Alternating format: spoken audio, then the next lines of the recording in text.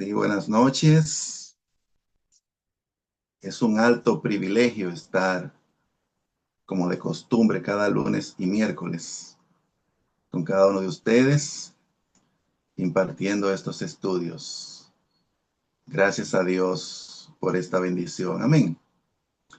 Bien, vamos a comenzar con una oración. Priscila, por favor, dirígenos en oración y Zuleika será que nos va a despedir en oración para que esté lista. Amén. Vamos a comenzar con oración, Pris. Amén, varón. Buenas noches, amado Padre Celestial, gracias por permitirnos nuevamente estar aquí, como cada lunes y miércoles, buscando de ti, Señor, para aprender más de ti, para adquirir nuevos conocimientos y podernos desarrollar, Señor, en tu camino. Te pido, Señor, que tengas misericordia de cada uno de nosotros, que esta noche nos ilumines, Señor, y nos guíes a través del hermano Edwin, que tú le bendigas, Señor, lo llenes de sabiduría para que él pueda impartirnos la clase, Señor, y que sea de bendición, Señor, no solamente para nosotros mismos, sino para aquellos que se acercan a nosotros y que conviven a diario con nosotros. Gracias, Señor, por tu bondad y por tu amor y por siempre cuidar de cada uno de nosotros. Gracias, Señor, por ser nuestra fortaleza y nuestro sostén. Y te pido que bendigas a cada uno, Señor, de los hermanos que están aquí y aun aquellos que no se han podido conectar. Gracias, Señor, por todo y te pido de verdad que hoy nos guíes en tu palabra para seguir, Señor, tu camino. Todo esto te lo pido, Señor, en nombre de tu Hijo amado, nuestro Señor Jesucristo. Amén. Amén, amén. Entonces, en esta noche vamos a seguir con el tema de las finanzas. Amén. La vez pasada estuvimos viendo lo relativo a dar. Amén. Dar. Eso se relaciona con el tema de las ofrendas, de ofrendar, dar. Amén. Y algo que venía a mi mente antes de comenzar el estudio es, y esto sí es importante que lo sepamos, la palabra ofrenda en el hebreo es la palabra corbán. ¿Saben lo que significa esa palabra corbán? Como un acercamiento. Es un camino de acercamiento, es un acercarse. Un acercarse a Dios. Eso es lo que significa la palabra ofrenda en el hebreo. Es un camino de acercamiento a Dios. Y sí, la generosidad nos acerca a Dios. Ese es uno de los caminos más prácticos, de las formas más prácticas de acercarnos a Dios, la ofrenda. Amén. Dar. Pues vamos a ver un poquito acerca del tema de diezmos, diezmar. Recuerdan que la Biblia hace una diferencia entre ambos. Por eso Malaquías dice, habla de diezmos y ofrendas. Pues vamos a hablar un poquito lo que la Biblia enseña acerca de diezmar.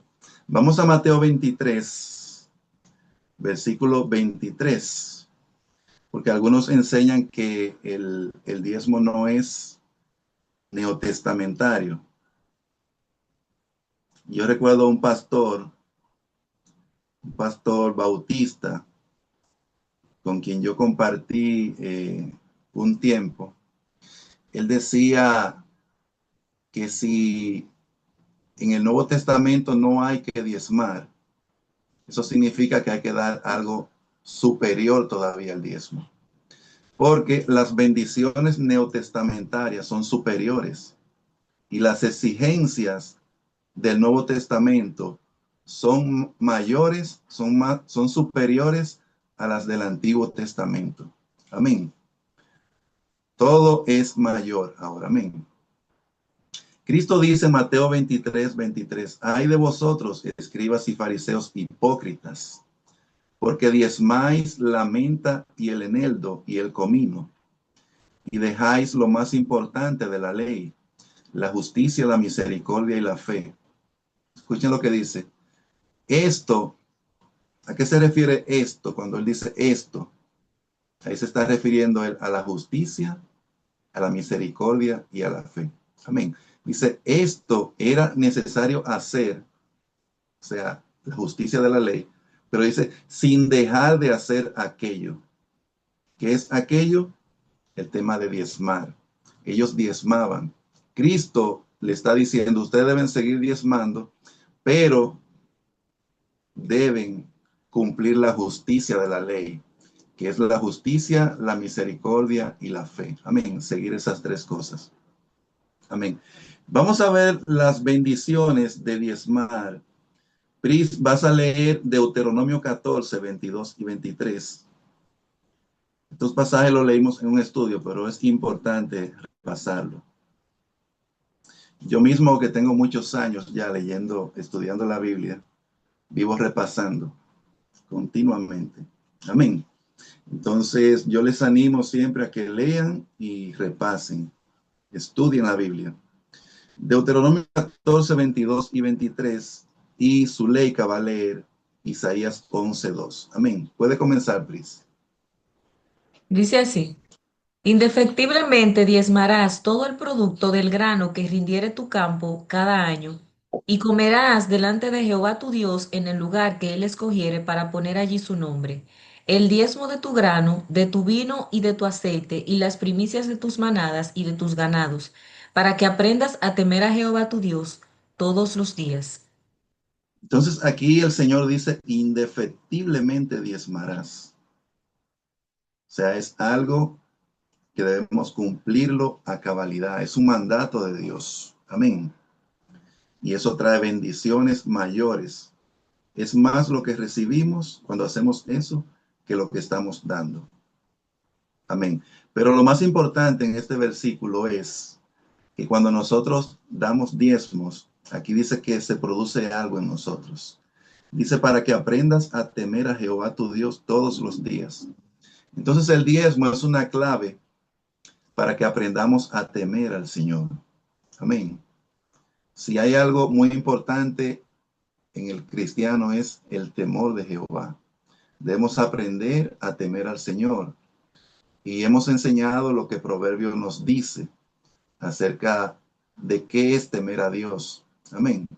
Temer a Dios abarca una serie de cosas. Entre ellas, temer a Dios es apartarse del mal. Temer a Dios es la sabiduría. Amén, entre otras cosas. Y hay muchas bendiciones que la Biblia nos muestra que están disponibles siempre para aquellos que cumplen con esta parte. Entonces, por medio del diezmo aprendemos a temer al Señor todos los días de nuestra vida. Amén. ¿Y qué es el temor del Señor de manera más específica? Vamos a ver qué nos dice Isaías 11:2. Isaías 11:2. Zuleika, por favor. Isaías 11:2.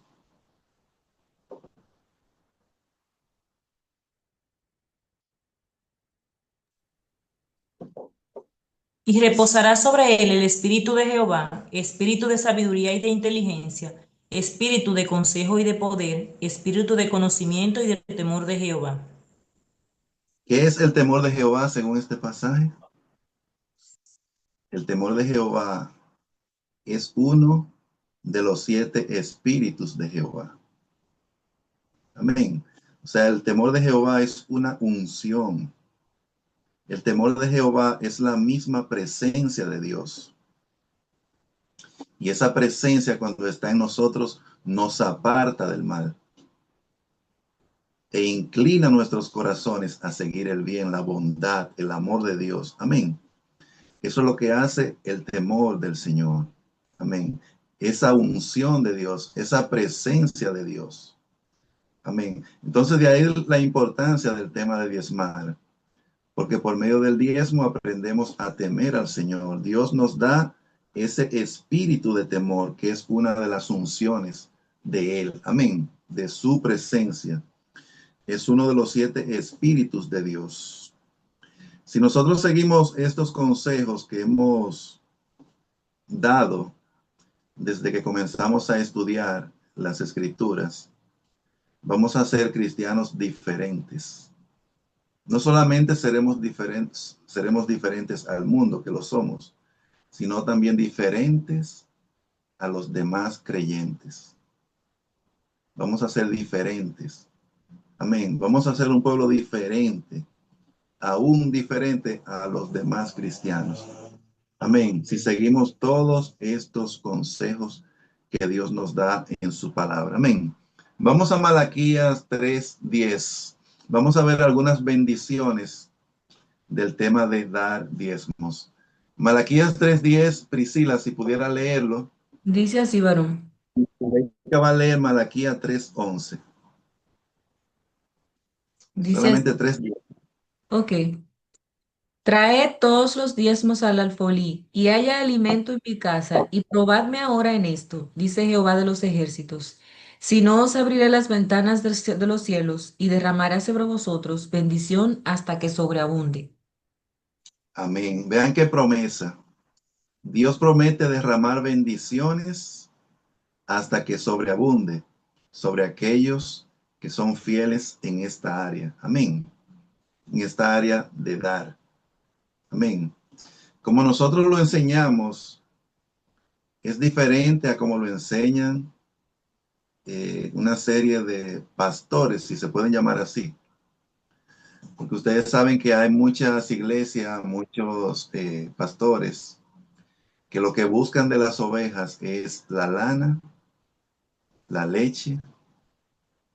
Amén. Pero no se preocupan por las ovejas. No se preocupan. Hay iglesias donde dicen que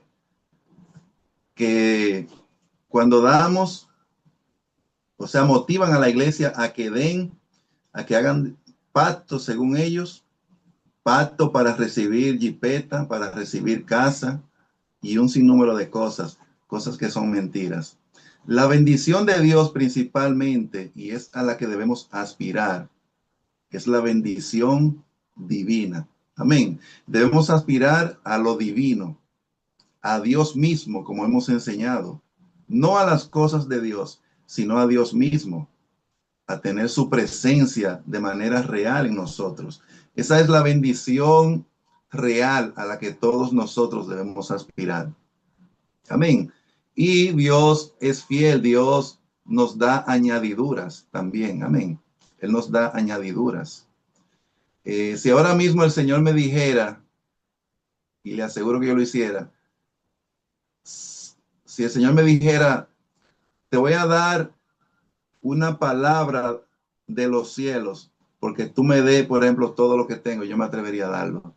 Porque es que la presencia de Dios es lo máximo, es lo más glorioso. Amén. Un minuto en la presencia de Dios vale más que todas las riquezas del mundo. Amén.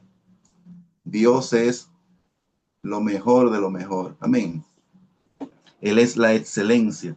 Entonces recibimos bendición hasta que sobreabunde cuando nosotros diezmamos. Otro punto es que el Señor reprende al enemigo. ¿Qué dice Malaquías 3:11, Zuleika?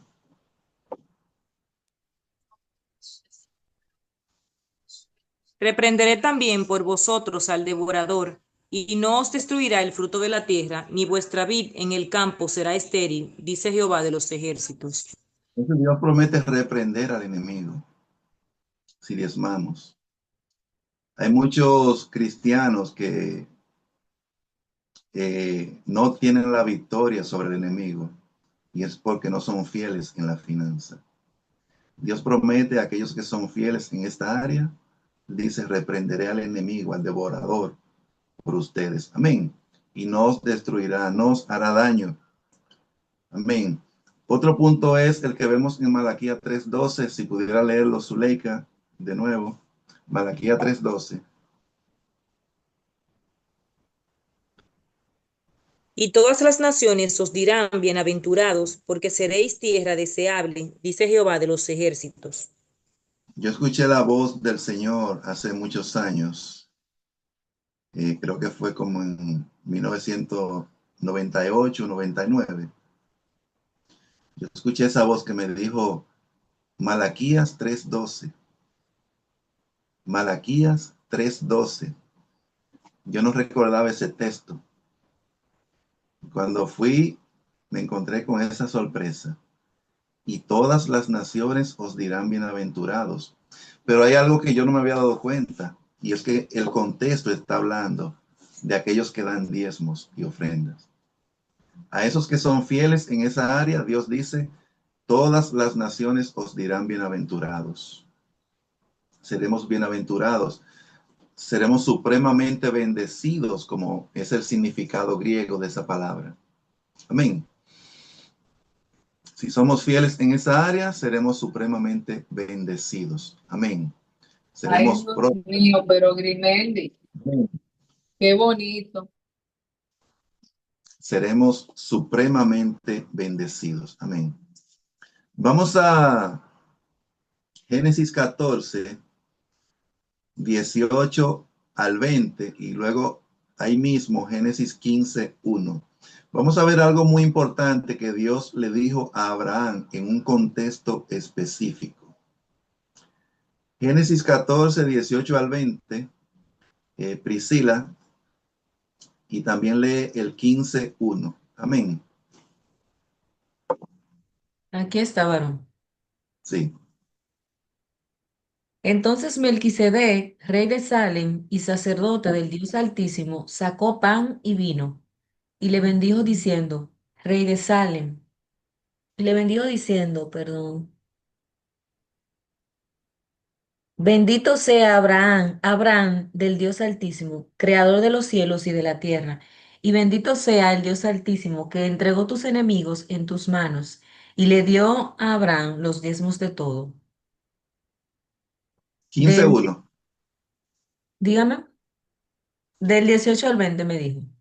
Sí. Capítulo 15, verso 1, ahí mismo. Ok.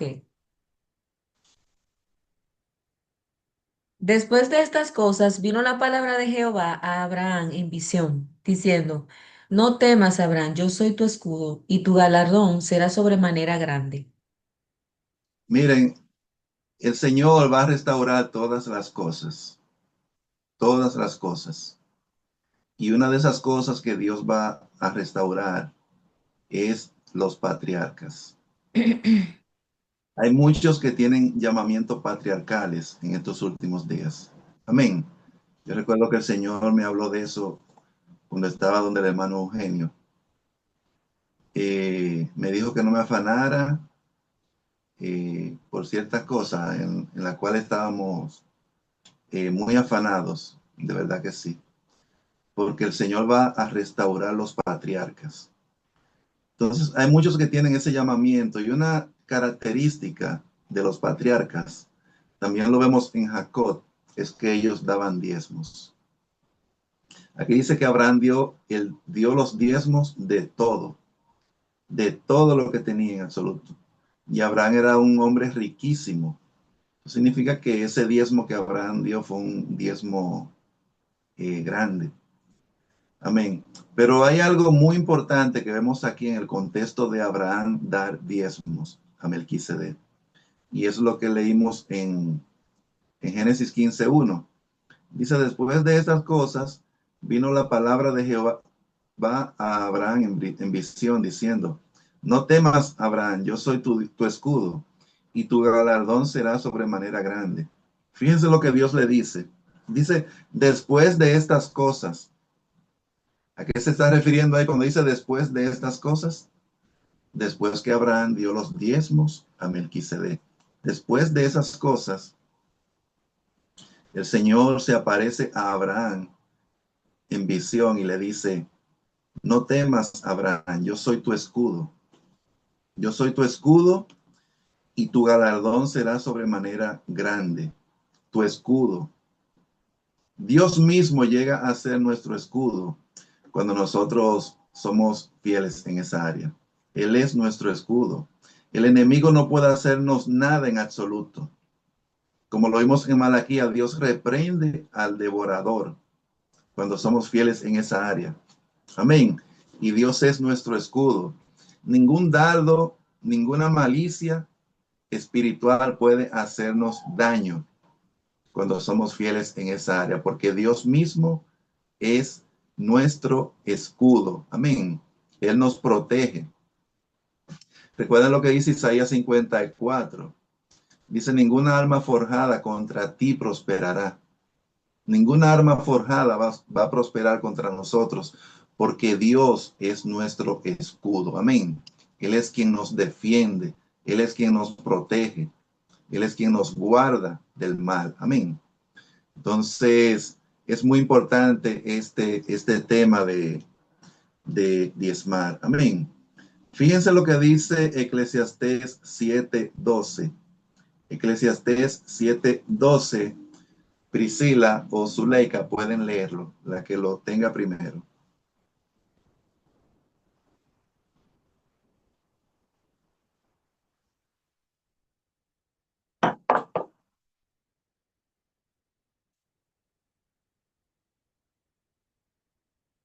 Eclesiastés 7:12.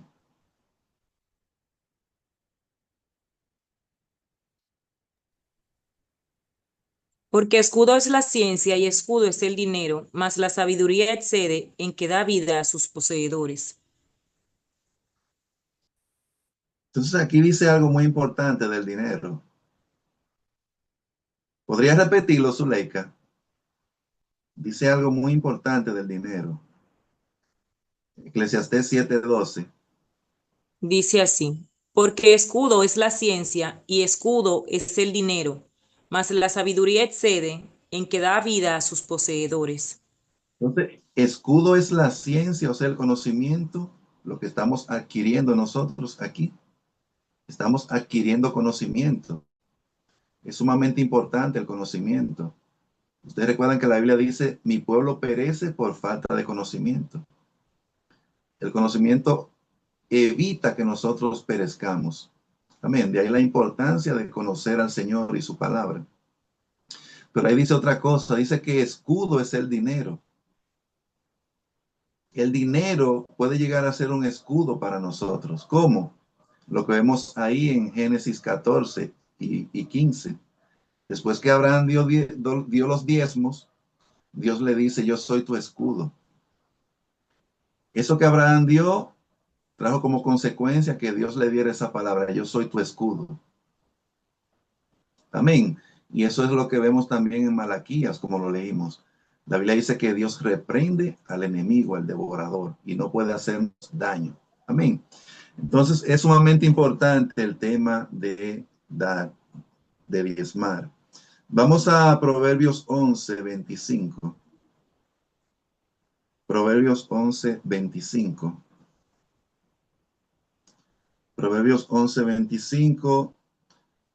Puede leerlo Pris y Zuleika va a leer Hechos 2:44 y 45. Amén. Dice así, el alma generosa será prosperada y el que saciare, él también será saciado. Que saciare será saciado, o sea, dad y se os dará. Si damos, recibiremos. Amén. El que saciare será saciado. Pero dice, el alma generosa será prosperada. Amén. El alma generosa, el alma dadivosa. Amén. Será prosperada. En el hebreo la palabra será prosperada, será ungida. Amén. Dios nos va a dar su presencia, su unción, como lo vimos al principio. Amén. Dios unge a aquellos que son generosos. Amén. Esa palabra será prosperada es la que aparece en el Salmo 23, donde David dice, unges mi cabeza con aceite. Amén.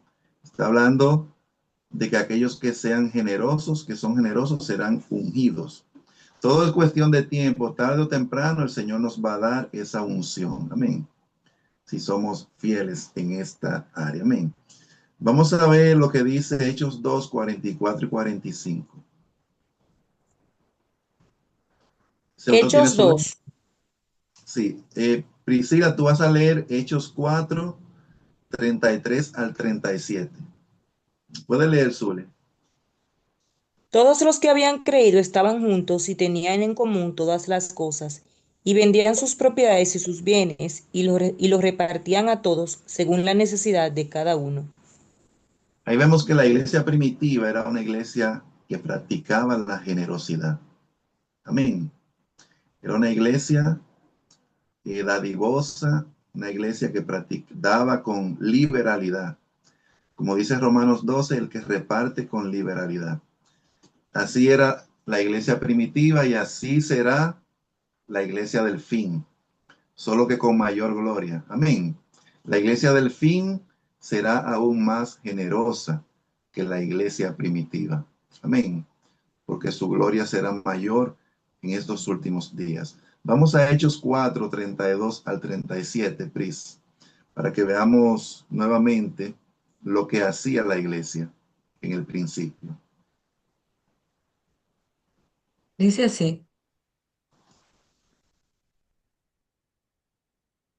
Y con gran poder los apóstoles daban testimonio de la resurrección del Señor Jesús, y abundante gracia era sobre todos ellos. Así que no había entre ellos ningún necesitado, porque todos los que poseían heredades o casas las vendían y traían el precio de lo vendido, y lo ponían a los pies de los apóstoles, y se repartían a cada uno según su necesidad. Entonces José, a quien los apóstoles pusieron por sobrenombre Bernabé, que traducido es hijo de consolación, levita natural de Chipre, como tenía una heredad, la vendió y trajo el precio y lo puso a los pies de los apóstoles. Este es otro cuadro de la generosidad de la iglesia primitiva. Otro cuadro. Ellos vendían sus propiedades, ponían todo, el precio de lo vendido lo ponían en manos de los apóstoles. Ellos eran los que administraban todo eso. Claro, ellos luego designaron personas, pero bajo su dirección para que hicieran esa labor de administrar. Amén. Entonces, eso es lo que el Señor quiere de cada uno de nosotros, de su iglesia, en estos postreros días. Amén. Que seamos generosos. Amén. Que contribuyamos para la necesidad de los demás. Amén. En el ministerio de Cristo, en los evangelios, como ya lo hemos compartido, habían mujeres generosas que seguían a Cristo. Y entre esas mujeres, había mujeres de funcionarios del Imperio Romano. Amén. Vamos a Lucas 8, 1 al 3, Zuleika, por favor. Lucas 8, 1 al 3. Y Priscila va a leer luego Hechos 9, 36 al 41. Amén. Aconteció después que Jesús iba por todas las ciudades y aldeas, predicando y anunciando el evangelio del reino de Dios, y los 12 con él. Y algunas mujeres que habían sido sanadas de espíritus malos y de enfermedades, María, que se llamaba Magdalena, de la que habían salido 7 demonios, Juana, mujer de Chuza, intendente de Herodes, y Susana y otras muchas que le servían de sus bienes. Amén, amén. Entonces aquí vemos que habían mujeres que seguían a Cristo. Mujeres que habían sido sanadas de enfermedades, de malos espíritus, como María Magdalena, de quien salieron 7 demonios. Por eso esa mujer era una mujer tan impura. Amén. Entonces, habían mujeres, aquí habla de Juana, mujer de Chuza, intendente de Herodes. Es un funcionario del Imperio Romano.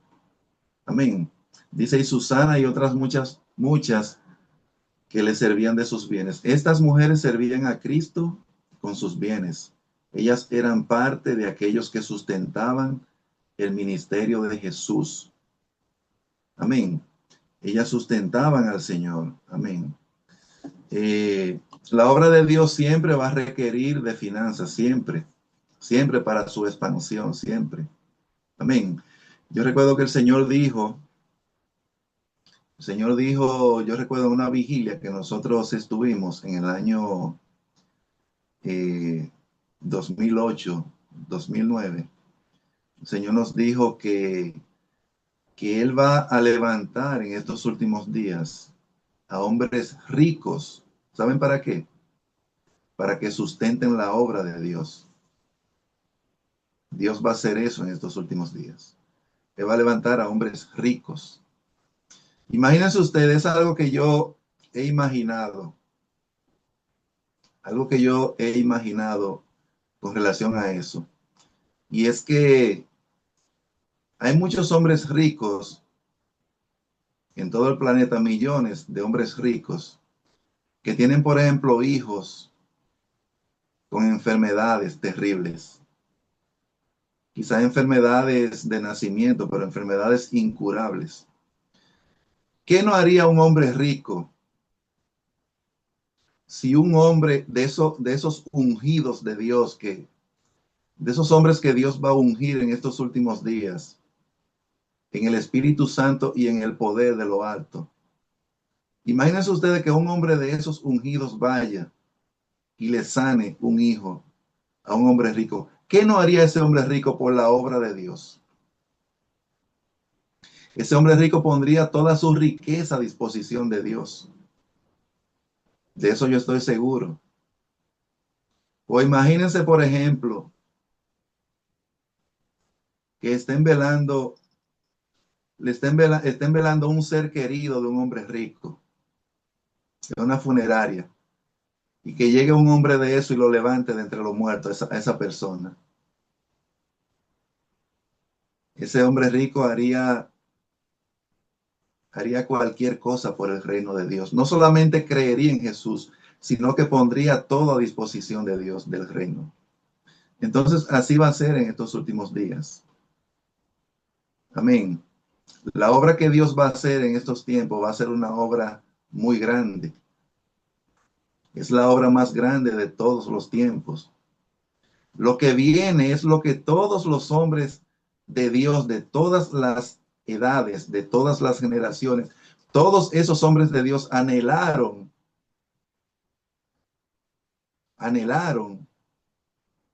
lo que Dios va a hacer en estos últimos días a través de esos hombres y mujeres que Él tiene preparado para esa obra magna.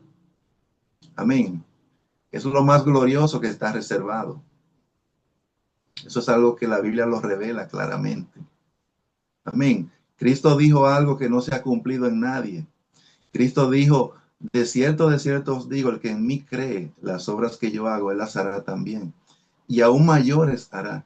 Nadie ha hecho ni siquiera las obras que Cristo hizo, mucho menos mayores, porque eso es algo que está reservado para la iglesia de estos últimos días. Amén. Entonces, así será, mis queridos hermanos. Así será. Amén. Así será. Amén. Entonces, quiero culminar, no quiero alargar mucho el estudio, pero sí me gustaría que ustedes sigan escudriñando estas verdades. Amén. Vamos a ver lo que dice de Dorcas, Priscila, por favor, en Hechos 9, 36 al 41. Ok. Había entonces en Jope una discípula llamada Tabita, que traducido quiere decir Dorcas. Esta abundaba en buenas obras y en limosnas que hacía, y aconteció que en aquellos días enfermó y murió. Después de lavada, la pusieron en una sala, y como Lida estaba cerca de Jope, los discípulos, oyendo que Pedro estaba allí, le enviaron dos hombres a rogarle, no tardes en venir a nosotros. Levantándose entonces Pedro, fue con ellos, y cuando llegó le llevaron a la sala, donde le rodearon todas las viudas, llorando y mostrando las túnicas y los vestidos que Dorcas hacía cuando estaba con ellas. Entonces, sacando a todos, Pedro se puso de rodillas y oró, y volviéndose al cuerpo, dijo, Tabita, levántate. Y ella abrió los ojos, y al ver a Pedro se incorporó, y él dándole la mano la levantó. Entonces, llamando a los santos y a las viudas, la presentó viva. Amén. Dorcas es la primera persona que fue resucitada por la iglesia. Ella fue la primera que experimentó la resurrección. Amén. Esa es la primera resurrección que se menciona en Hechos. La primera. La segunda fue el apóstol Pablo que la llevó a cabo. ¿Recuerdan cuando resucitó a Eutico? Pero hay una característica que tenía esta mujer, Dorcas. Dice, esta abundaba en buenas obras y en limosnas. Amén. Entonces, esto revela que aquellos que serán primeros en la resurrección serán personas generosas, como Dorcas. Amén. Dorcas es la primera mujer resucitada, la primera persona resucitada por la iglesia. Así será también. Aquellos que sean generosos van a ser los primeros en la resurrección. Amén. Qué glorioso esto. Recuerden que también Cornelio era generoso. Y la Biblia dice que él fue el primer gentil que recibió la unción de Dios. ¿Recuerdan? En Hechos 10, cuando Pedro lo visitó. El Señor visitó esa casa. El Señor los ungió a ellos como había ungido a la iglesia. La característica de Cornelio es que él era generoso. Amén. Vamos a dejarlo hasta ahí. Dios les bendiga, Dios les guarde. Como les decía, estoy preparando un estudio acerca de la alabanza. Si logro terminarlo, podríamos comenzar el miércoles. De lo contrario, comenzaríamos el lunes, pero yo estaré avisando. Amén. Así que ya ustedes saben, Dios les bendiga. Y vamos a culminar con una oración. Creo que está a cargo de Zuleika. Amén. Zuleika, despídenos, por favor.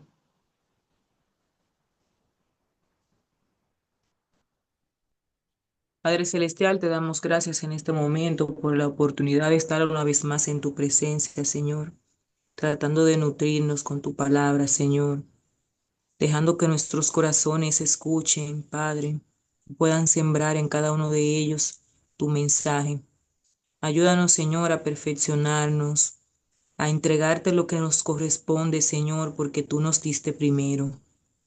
Padre, ayúdanos a agradecerte en cada centavo que recibimos en nuestras vidas, Señor. Cada cosa de alimento que recibimos, Señor, podamos multiplicarle también a los que necesitan de nosotros. Ayúdanos a compartir nuestros bienes como tú quieres que lo hagamos, Padre. Pon en nuestros corazones la disposición de darte, Señor, con amor, darte con alegría, y que nuestras almas sientan satisfacción entregándote aquello que te corresponde, Señor. Te damos gracias una y mil veces por todas nuestras bendiciones, porque tú, Padre, nos has puesto a prueba y hemos experimentado la bondad que es darte, Señor. Porque es mejor darte a ti, Señor, porque somos prosperados, aun cuando nuestros corazones lo hacen sin esperar nada a cambio, Señor. Ayúdanos a hacer tu obra en cada momento de nuestras vidas, a que seamos corazones, Señor, eternamente agradecidos por ti. Agradecidos porque tú nos has limpiado, Señor, y porque cada día continúas tu obra para que podamos ser el varón perfecto ante tus ojos y mujeres perfectas para ti, Señor. Danos la gracia, Señor, para seguir día tras día en esta batalla, Señor, no solo terrenal, sino también espiritual.